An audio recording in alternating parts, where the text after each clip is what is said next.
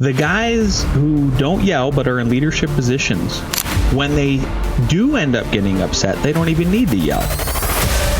Hey, welcome back to the show. Today I have another very special guest with me, Lance Cayko with F9 Productions. It's a design build firm in Colorado. Lance, welcome to the show. Thanks for having me, Brad. Pleasure to be here. Awesome. So just give us kind of a quick overview, F9 Productions, what you do, just, 30,000 foot view for us. Yeah. We're a 15-year-old company at this point. And when we started out of a garage / my business partner's apartment, which was kitty corner up to me. We both got laid off during the Great Recession. He came from New York, a big prominent firm, laid him off. I was in Boulder, got laid off there, and we started our firm with nothing. I mean, we had hardly any cash. We had no built work, and that's where the name F9 Productions actually comes from. Is all we had was architectural renderings, the photorealistic ones. So the F9 key on the keyboard for the software we were using at the time made all the F9 Productions, and that's how we had to convince clients to trust us with hundreds of thousands of millions of dollars in their building projects. In order to do that, we starved for the first 3 or 4 years. Finally, the recession, we started to pull out of the recession in Colorado, and it's been a steady grind growth pattern for the last 15.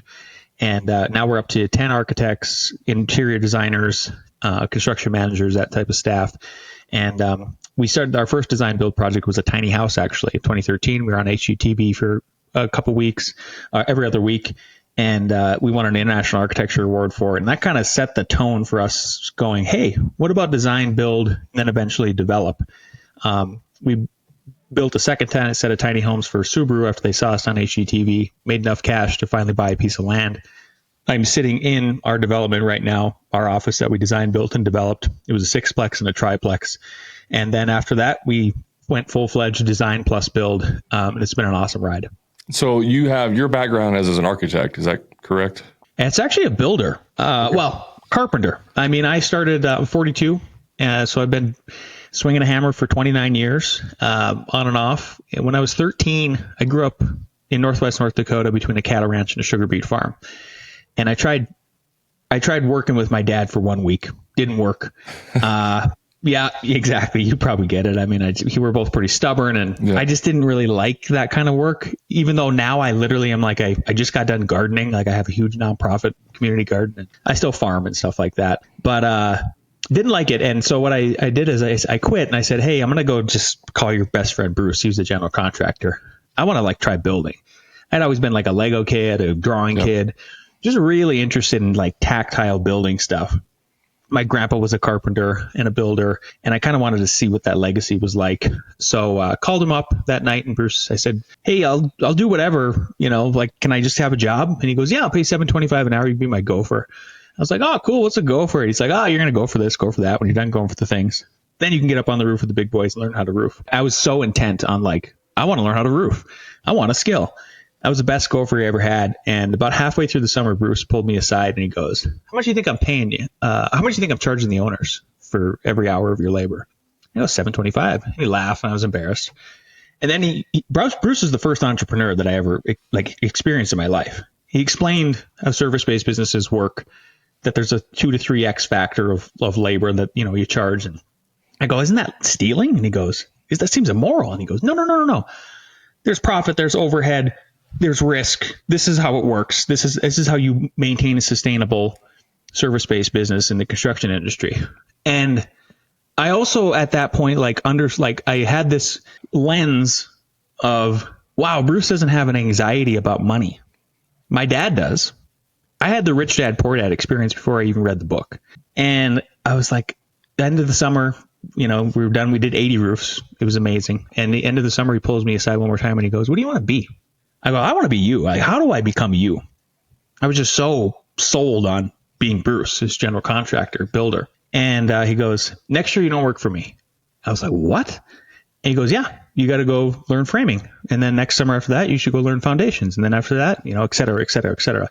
He goes, that's how you become a general contractor. You need to get your hands dirty in all of the different trades so you can speak their language. You can understand how the processes work, what happens before the other one, critical paths, all of that. So I did from 13 to 21.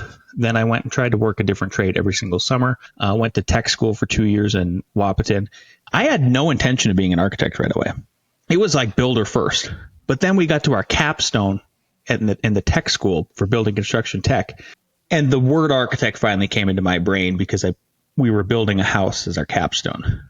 And I went, if I became an architect at next, I suddenly loved school. If I became an architect, then I could fold those into building clients. This is like a 20-year-old kid having a light bulb of entrepreneurship going off in his head. I wish my son would do it, But I'm like, So I applied to North Dakota State, went to architecture school for 5 years. And then one more word popped up during that time. And it was developer.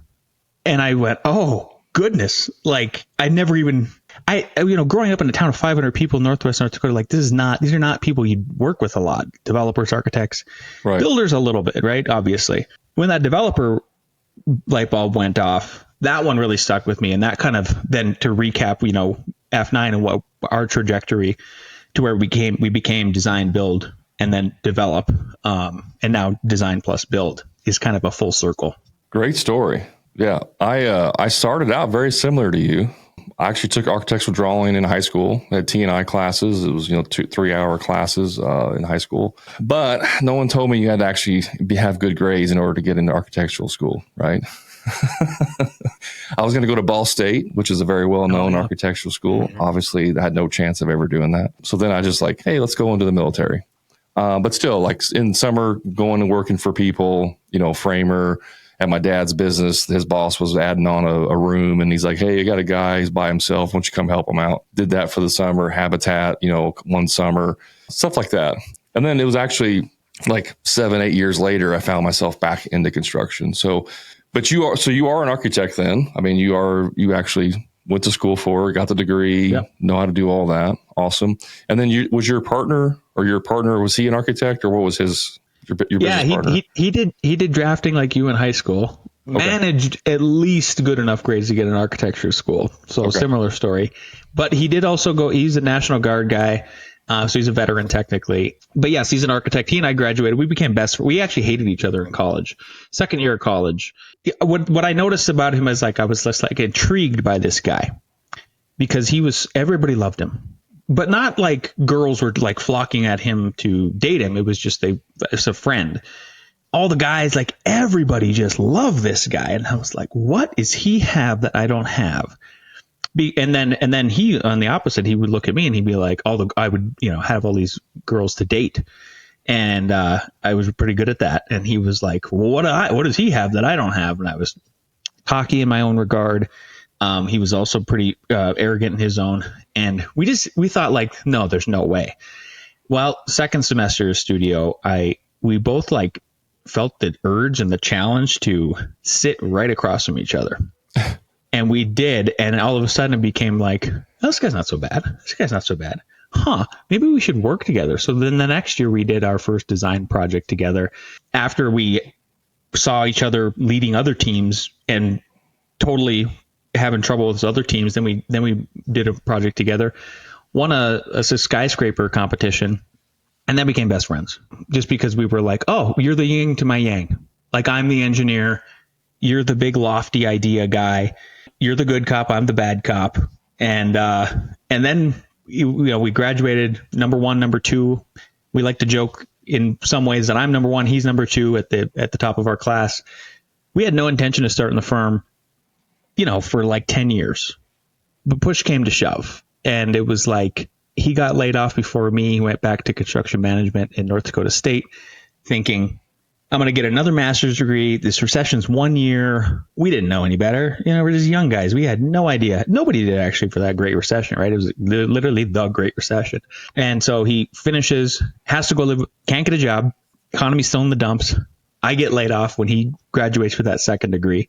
But I had been really working my butt off behind the scenes, trying to line up a bunch of CAD work to keep myself and my family going. I had 2 children at the time, just had a newborn.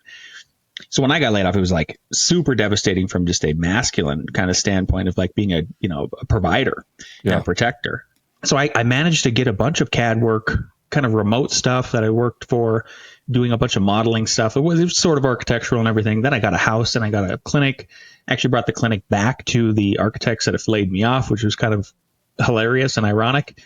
And then Al's calls me one day and he goes, I just hate my life. Like, I've been living with my mom and dad for 3 or 4 months. I got to get out of here. And I go, well, how much cash you got? And he goes, oh, I got like 4 or 5 grand. I go, that's enough. I think I've got a pipeline for work. I think I've figured it out how to do this. We're not even licensed yet. Well, we'll figure out how to get licensed. There's a lot of stuff we can do unlicensed, like single family homes, and we can work for other architects and do renderings and stuff like that. So he came down, and like I said, we struggled for about 3 or 4 years, barely made payroll. We paid ourselves like the bare minimum to just live. And then we got licensed. And one of the things that we tried to do is just be the opposite of these other architects. And that just paid off dividends like crazy. I mean, some of our first clients just told us, we go, well, why did you pick us over this very established firm? And they go, you guys picked up the phone. You guys gave a crap. Yeah. You guys listened, Basics. Yeah. So it's not just in construction. It's obviously in architecture firms and everywhere else, engineering firms. People get too big, they get too busy, and they just don't answer the phone. Yeah. Everywhere. Yeah. It's totally nuts. I think it's bonkers because we expanded on the idea of F9 probably 10 years ago after we got a good rhythm going in business. And the way we expanded on it was we said, well, let's just make these into 9 principles. And number 4 is communicate. We have a rule at our both offices, Longmont and Denver, and then with the construction team and interiors, everybody is if a client consultant, somebody professionally we're working with, emails us, texts us, calls us, you have to get back to them within 1 hour. It's a real lofty goal. Does it slip into maybe a full workday? Sure. But the North Star is 1 hour. And even if it's just, hey, I see your email. I don't have the time to get back to you in detail, but I am processing it. I will help answer your question or whatever tomorrow. Has been giant. That has been the biggest thing. It's been so much bigger than you guys. I'm hiring you guys to do a really cool house, a really cool office building, anything like that. I'm convinced the general public already understands, like, architects are going to push design. They are going to do cool stuff. Or if they're looking at me from a builder, this builder is going, from a builder perspective, I'm hiring Lance to build my building because he has the right subs. He's going to get it done. We're going to be under budget, on time, all that good stuff. It's the communication that just takes it up to another level where people are like, we've had a client recently. It was a super small project. You're talking like a couple $1,000s in fees. It's like a little addition to the back of a garage and between a mudroom and stuff. Nothing fancy. And she goes, I was a little hesitant to reach out to you guys because you guys look like a big design build firm. But the way you took care of me made me feel like it was just your number one client. And I go, well, you are. I mean, that's the idea, is to try to make everybody feel like there's a red carpet for them at all times with our company. And that's been the hugest thing. Yeah. I mean, communication is absolutely critical. We talk about this a lot. I talk about this in my social media channels and videos and stuff. It's so easy. I mean, concept wise, obviously, like you said, if you're super busy, sometimes it can be difficult, but it's not hard to just communicate. It really isn't. Yeah. We read a book. We read one book each year too with a company. It's mandatory. It's not too, crazy of time and everything. And people usually enjoy it because it's a lot of like a self-improvement book. So one of the ones we read on the communication lines is The 7 Habits of Highly Effective People. Yep. Huge. Like, I can't really put a number on how many times a week or a day staff will be saying. It's probably in the dozens where they're going, I'm just seeking to understand. That's one of the principles. I'm seeking to understand, whether it's through you're seeking to understand what a client is looking for, what a consultant is looking for, what the city is looking for. Just trying to understand before you make a judgment call on something goes such a huge way, because I've gotten tangled with a recent new subcontractor. I won't even say what trade it is. Tried him out for the first time, and I'm actually going to send him the book. And when we're done with the project, and go, I think you guys, look, I'm not trying to give you guys unsolicited advice like a jerk. I just think you guys do a great job in the field, but you guys could be cream of the crop if you just picked it up in the office and did more seeking to understand rather than just accusing, for instance, like, well, the plumbers need to have a fire under their butt. It's like, they do. That's not even the problem of why they're behind. If you guys would have seeked to understand why they're behind, then you would understand where we're at, and we wouldn't have gotten to this heated argument, and maybe I would be more inclined to work with you guys in the future type of things. So it's huge.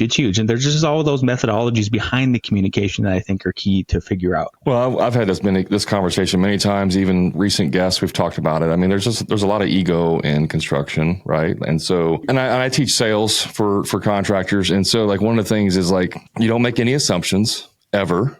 Right? You just don't make any assumptions. You collect enough data, which is, trying to understand, learn more. And then once we have enough data, then we can communicate, in a way that's going to make sense. And this idea of like, not communicating is going to somehow solve the problem on its own or make it better. It's just mind blowing of like, what I'm trying to get to is like the EQ skills matter actually, in my opinion, way more than the physical skills. Yeah. Like you can almost, and I've made this argument, you can be kind of average, in terms of quality and production, but if your customer service is amazing, you will do far better than a company that's great product and terrible service. What's your thoughts on that? Oh gosh, 100%. I love that you brought up the EQ and the IQ, and that then sort of sandwiched it with just being average. It's like average works. Average gets the job done. Average passes code. Average passes inspection. Average speed will be acceptable on many, many jobs, whether it's design or build or whatever you're doing, any kind of service-based stuff. And this is the thing they actually don't teach in college or trade school or just, I think, almost anywhere. And that's where I think it's like our job, Brad, and why I try to guest on shows like yours or have people like you on my show is this is where it actually, I think, is sort of the breakthrough is happening in our industry, whether it's architecture, engineering, or construction, that whole AEC triangle, is I'm seeing people open up a lot more and start talking about this stuff. And like, this is what matters. And you're right, with the ego is really interesting, especially it's a male dominated industry. That's one of the reasons why I love it, because I'm like, it's still one of the sanctuaries for males to be males and succeed and excel and all of that. But the problem with it is, and I recognize this, is like there's a lot of fragile egos. There's a lot of imposter syndrome, right? Where it's like, I don't know how many times I've had to tell why I'm experiencing this specific thing recently in the last 3 months is just blowing my mind. I'm like, there's another book I read that was really good. I had an author on my podcast. It was the book is called Hold the Calm. And because I've been accused of being like a hothead sometimes. I think everybody has a fuse at some point, right? And so I read the book and I went, one of the biggest things I've learned from it is like, my dad did this to me all the time growing up. And one of my best friends used to as well. I still think about him once a month about this because it bugs me. It irks me. He goes, he's like, calm down. When has that ever worked? When has that ever worked to tell anybody? Yeah. Right? I mean, I saw you're married. I have a wife. It's like, oh, it works great with your wife. Good luck. Yeah. Right. I mean, that's the perfect litmus test. Girlfriend, wife, whatever. Go tell them to calm down. Does it work? No. Well, why do you think that's going to work in the professional world? Right. And so that book gives you a bigger, higher EQ to help de-escalate situations, because there's no doubt on any construction project, there is going to be a crescendo of emotion at some point where, whether it's you as the GC and the owner, maybe it's you, the owner, and a sub, or you and a couple subs in a meeting on site, trying to solve a problem, finger pointing, emotions. It's going to happen. Whether it's like a hot day causing it, you know what I mean? Just goofiness. They're having problems at home, whatever. Figuring out how to not tell people to calm down and figuring out how to get them to calm down without telling them that, because it never works, is like a superpower. That's where it's like spreading the message like this. I think that's just I just want to do it because I want a better industry. Hey, just a quick time out from the show. If you're a frustrated contractor who's dealing with low profit margins, stuck working on the tools every day, or doing free estimates for people who are never going to hire you in the first place, I invite you to my private contractor community, the Profit Club, where contractors just like you are adding 2 to 3 times more profit each year without producing any more jobs and finally getting completely off the tools to never do another free estimate again. So if you're ready to increase your profits, stop doing free estimates and get off the tools, then all you have to do is click the link in the show notes to learn more about the Profit Club and see how it can easily 2 to 3 times the cash in your pocket, give you a proven sales process that will convert more jobs with ease and get you off the tools once and for all. And the best part is you can do all of this without having to produce more jobs than you currently are. Click the link to learn more. Now let's get back to the show. We get accused a lot, rightly so, by people of going, I had a client tell me the other day, we were only their architect, but I asked them if they were going to use this builder again on this new big addition we're going to do on their house. It's one of our most famous houses. It's been in Dwell magazine. It's amazing. And he's one of my friends now at this point, this owner. And I go, are you going to use, X, are you going to use X, Y, and Z again? And he goes, oh yeah. I go, well, I thought you guys had a big blow up. And he goes, yeah, but like 5-6 years away from when we finish the project, I'm realizing your industry is a shit show. And I'm like, and he goes, you general contractors are used car salesmen. He goes, I don't mean that with disrespect. He goes, you guys have to sell the most difficult thing that I'm ever going to do in my life, which is build a building. And that you can't tell us that all the things that are possibly going to go wrong. Otherwise, we'd never build anything. So you're sort of having to be a used car salesman about it. And I just want this industry to get better. That's the big, and there's so much human capital involved with it in our industry, and there's so many different moving parts physically and with the people. And it's one of the last things we make in America. Like, I don't want it to go away. I actually don't want the automation to happen. I don't think it ever will in a certain regard. You're not going to send a robot in to fix an existing building, I don't think. New construction, yeah, for sure, but not remodel. Yeah. So yeah, those are kind of my lengthy thoughts. Yeah, that's a whole nother topic we won't get into about AI and automation. But no, the EQ stuff, I mean, like I said, when I work with contractors on the sales aspect of it, it's like, it's not about you guys. Like, it's not about how many awards you won. It's not about, how great you are and how long you've been a carpenter. Like, that stuff, it does build trust and it does build credibility. But that's not what matters, right? It's like how you make the client feel. And so that EQ skill can be applied to subcontractors, general contractors, architects, and it doesn't matter, anyone in the construction industry. There's just so much ego. And so like, if you can have someone screaming at you on the phone, right, blaming you for everything, and you don't take it personally, and then you're just trying to figure out what went wrong so that you can try to solve this problem for them. If you have that capability, you will go a lot farther in life and in your business than if you're just reacting to someone else who's being, emotional in that moment. And so like, that is a true skill that people don't understand. It's a superpower the screaming specifically. I don't have a superintendent anymore. We refocused the way we have our construction company.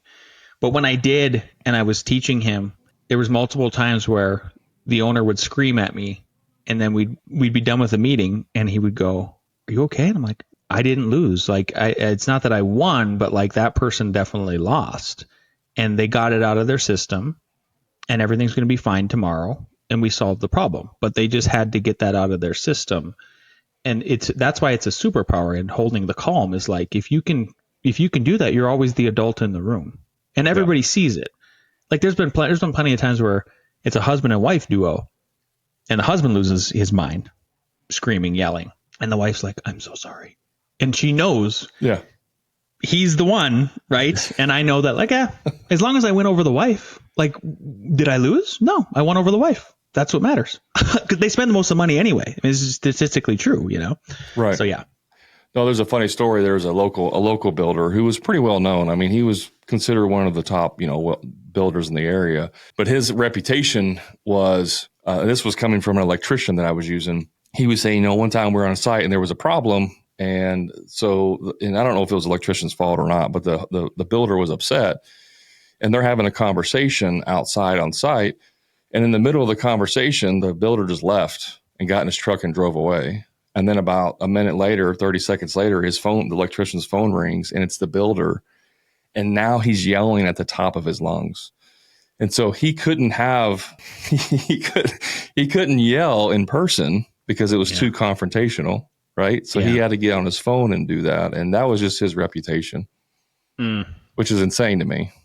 It's insane. People don't want to. Leadership is a privilege that I do think is earned, and you have to keep earning it as you start to be more of a leader with people. And the general contractor is sort of the ultimate leader, especially if you're leading men with egos, like we keep talking about. And I don't believe that. My dad was a yeller, and I've tried my whole life to not be that guy and be a yeller. And I had many other like father figure examples from my buddies. One of which is like at my business partner. And I noticed the guys who don't yell but are in leadership positions, when they do end up getting upset, they don't even need to yell, because you don't want to see them upset in that kind of way. It's so out of their usual character. That sort of leadership style goes much, much further. Whether you're the owner, the builder, or a subcontractor or anything, like, and you're in that kind of role too, is like, I don't think just because you're writing a check that it gives you license to mistreat people. Oh, absolutely. You're right. You have this big responsibility as somebody who, if you employ other people, like I said, if you like, especially if you're the owner, right? Because if the owner thinks just because they're writing the check that they have a license to mistreat people, then I would ask them, and I have asked owners to their face this. I go like, so do you go into a restaurant and mistreat the wait staff because you're writing the check? It's like the most obvious example you could give somebody. And it's like, no, that's not how you do it.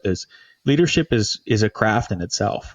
Absolutely. Yeah. And it's just like anything else. Like, you have to read books, you have to learn, you have to invest. I think it's one of the biggest downfalls with contractors, because we're so good with our hands, right? That we develop a skill that we physically do that we're really good at. And then we just put all our identity in that and the craft side of it. But then we don't learn sales, we don't learn business, we don't learn accounting, we don't learn leadership, because, well, I learned everything else OJT, right? I became a craftsman learning on the job site. I'll just figure everything else out as I go. And it's like, in what world do you expect to get better at something unless you practice? Yeah, 100%.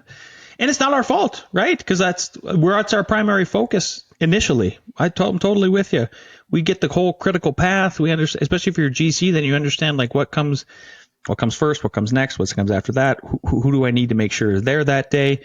Even if it's just as simple as like, oh, the cleaner has to show up today, or the flooring guys are going to be so pissed tomorrow because I can't sanding and getting everything going. Literally on this other, job site, like everybody's critical in their own regard. So yeah, you just gotta. That's why I'm thankful for shows like this. Other shows, people finally speaking up about it. I don't know if we've ever had that happen before. Podcasting really came out. I mean, it's really huge in that regard. Sure, there's books, but no offense. I mean, as a half blue collar guy, I would rather listen and watch, right? Because we're so physical, than sit down with a book. It's just usually not our thing. And I think it's really been a huge thing for men. The only way I read a book is if it's on Audible. Like, I got to listen to it, and I can't. I mean, yes, I've read some books, but what is it? A kinesthetic learner, where it's like visually, or you have to like see. If I watched you do something that I've never done before, and I can just watch you do it, I can replicate that with almost near exact perfection. But if you try to explain it to me and not see it happen, like, I'm going to struggle a lot with that. Yeah. So let's shift gears for a second. Before I do that, though, I was on your website. You guys have some beautiful projects. I was looking at your residential and your homes. I want to ask, any inspiration that Franklin Lloyd Wright, like that, kind of see a little bit of that in there? Is that? Yeah, thank you. I mean, that's real. That's like super flattering for you to say that, because yes, I mean, Al and I. That's why Al actually, one of the primary reasons he decided to be an architect. He's also a builder, by the way. He's kind of like he's flattered me and said in like public speeches to people, is like he's always looked at me sort of as this big brother figure, and then he's got to do it too, right? So, but his grandmother took him to Falling Water when he was a very young child, and then he was just kind of hooked on the whole thing. One of my mentors in college was a huge Frank Lloyd Wright fan, Daryl Booker, and I've been to both Tellius and West, Tellius and East, and I just liked Frank Lloyd Wright because he was such an American entrepreneur.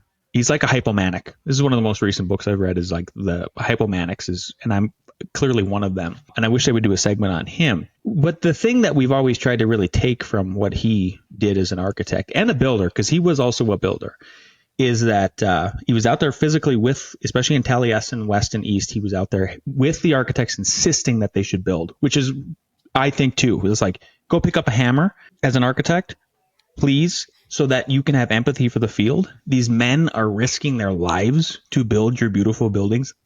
Statistically, like, it's one of the most dangerous professions out there. So yeah, the houses that we've done that are most indicative of that are probably the East Watch, West Watch, South Watch, North Watch series. And so the East Watch was our first one, and that's probably our most famous house that I was kind of talking about earlier. And we're not trying to dominate the mountains with those houses. Right. We're trying to actually integrate them with the landscape. And we've actually had to fight a lot of HOAs. Oh, yeah, I bet. In the area. Yeah, because they're like, some of them are strangely worried about the snow loads because they think it's a flat roof, but it's not. It's usually like a 112 pitch on those really low roofs. And we go, don't worry, like, we're engineering it. We'll stamp it. It's our liability. We have E&O insurance, and then the builder's like, yeah, as long as the engineers sign off, and they're very robust roofs and all that. But they think these houses are dominant. And I'm going, do you guys understand the volume of attic space we're removing from the landscape by not doing these super high pitches? And as soon as we get them to understand that with like sort of a visual A/B test, they all sign off and they go, oh, yeah, you guys are blending with the landscape. This is Frank Lloyd Wright-esque architecture, very horizontal, because we're horizontal beings. I mean, we see a horizon every single day, right? This is our perception and how we do it. Yeah, no, I think they're amazing. I was looking at your website. One thing, like, lots of glass, which I love the look of that. Personally, I would not want to live in that house because I got to close the shades. I don't want anybody looking in. But I love the look of that. And so I was just on your website. I also love on your website because you have the portfolios, which, by the way, is like a lesson in how to set up a website. Like, you have your portfolio, and then you have the information, the materials you used. And like on the one I was looking at, it wasn't on all of them. It was the level one. You even have the floor plan on there, of that particular one. So I just want to say, your work looks amazing. Congratulations on that. And I love your website and how it's laid out. Thank you. So, but the one thing, I know we're getting a little bit short on time. I just wanted to touch on something that you had mentioned off screen about like attracting top talent and just kind of this culture in your business. And you touched on a little bit earlier about the 9 principles that you have with the F9. And like, what would you say is like the single biggest thing that contractors listening to this, whether they're small, big, what do they have to get right in terms of attracting top talent? Well, we've already talked ad nauseum about not yelling. Well, yeah. And, not, not being a yeller. So that kind of, I had to give one more jab in there about that is like, what I've always tried to do with every employee is say, I'm not here to hold you back. I want you to bite off as much as you want to chew. If you want to, on the architecture side, accelerate and eventually be a principal and a co-owner, let's talk about how we get there. Because if you want more reward, I'm just going to give you more responsibility. If you're up to it, cool. Works for me. Like, I think there's plenty of money to go around. I'm not here to be a protectionist, even with my own companies, to that extent where I'm like, you're never going to be where I'm at. It's like, no, why not? Like, I get to fish and hunt and hike more. That would be fine for me. Right. I'm not here to like squeeze every single penny out of everybody. Same thing on the contracting side is with like our construction managers and people that do construction administration for us. It's where do you want to be? Do you want to keep accelerating? Then it's going to require X, Y, and Z. And at the same time, though, the challenge is this with both of those is Alex and I, my business partner, we work, 50 hours. Maybe sometimes pushing 50, 55 on our own time. Like I just got back from vacation with my wife, and she knows the drill because I'm paying all the bills. It's like I get up at 5, I work till maybe 8. By the time I'm done working, she's ready to go for the day. It didn't hurt anybody, but I'm a hypomanic, so that's how I maintain this sort of lifestyle where it's the work and play. It's about 50-50. That's your challenge is like, how do you then create an efficient system and framework with your employees in your companies, in your contracting company, to where you're not burning guys out and you're allowing them to only usually work maybe 40, 45 hours a week. So they get their R&R, which is super important. This is a very stressful profession. It will burn guys out real quick if you don't figure that part out. Especially if you're not making enough money. Like, money doesn't make you happy, but if you're burning both ends of the candle, it does help a little bit if you're actually being profitable. when you're working that much and you're not profitable, 100%. like it's very difficult to keep going. Yeah. Yeah. You got to learn how to say no. You got to learn how to go, I don't need every job. Yep. Maybe I do need to take some risks and raise the fees and get to the point where I go, it's okay if my success rate of winning jobs is only 30, 40%, but I'm commanding higher fees and therefore getting higher salaries and better timelines. Let me ask you this. Do you guys, if I wanted you to build a house for me, do you charge consultation? Like, do I have to pay something to do that? No, first meeting's gratis. Yeah, I'm still of that kind of mindset where I'm happy to just sit down for an hour with somebody. The craziest things have happened to me by even just, again, sort of picking up the phone and giving people some advice on the phone. There's so many people that don't know how the industry works that are trying to do something. They're trying to start a business. So they sign a letter of intent on a space that they're going to build out for a tenant finish. They are wanting to buy a piece of land and build a little house on it or something like that. Or their landlord is telling them one thing and another. When I've picked up the phone and then answered and just talked them through how the process works, I've probably gotten at this point out of 135 five-star reviews that we have from both companies on Google. 10 of those, I think, are just me talking to people and them not even hiring me because I've given them a little bit of advice and saved them a ton of money. And they go like, hey, you can go look them up too. They're kind of funny to read, some of them, because they're like, I spoke with Lance. We didn't even hire him as an architect, but he gave me such good advice and saved me so much money. I had to leave him a 5-star review, and I will work with him in the future when we do need an architect. And that's kind of why I've always still been okay with first meetings free. That's okay. And I agree with that sentiment as well. I mean, obviously a lot of people reach out and I try to help them as best I can. But I mean, like if we're going to engage, you have like a design agreement or some kind of like once. Oh yeah, for sure. Yeah. And we're architects first. That's the one thing too, as I say, that's why we're not design/build, we're design plus build. So a lot of people do come to us though, especially since we've been building for about 7 years now, steady as licensed Class B contractors and all of that, is they go, hey, I love that you're going to provide a white glove service. Like, I don't want to have to interview 3 more contractors. Like, they like our methodology because we are cost plus open book. Like, that's sort of the catch is we're cost plus.